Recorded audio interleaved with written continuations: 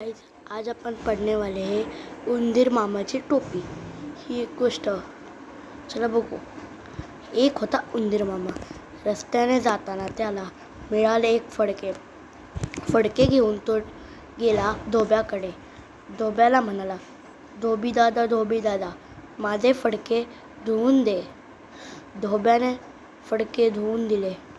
मग उंदीर मामा गेला शिंप्याकडे. शिंपी दादा, मला एक छानशी टोपी शिवून दे. तिला रंगीत गोंडेही लाव.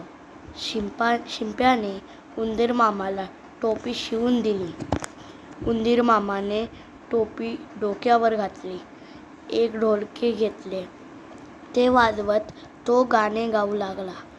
राजाच्या टोपीपेक्षा माझी टोपी छान, धुम धुम धुमक. राजाने हे ऐकले. तो शिपायांना म्हणाला, जा रे, त्या उंदराला पकडून आणा. शिपायांनी उंदीर मामाला पकडले, दरबारात आणले. त्याची टोपी काढून राजाकडे दिली.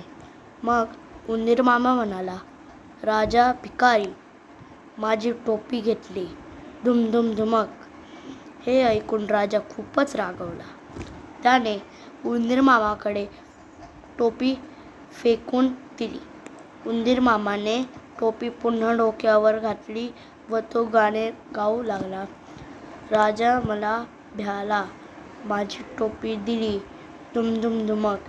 हे गाणे गात गात तो राजवाड्यातून निघून गेला. उपदेश: शक्तीपेक्षा युक्ती श्रेष्ठ.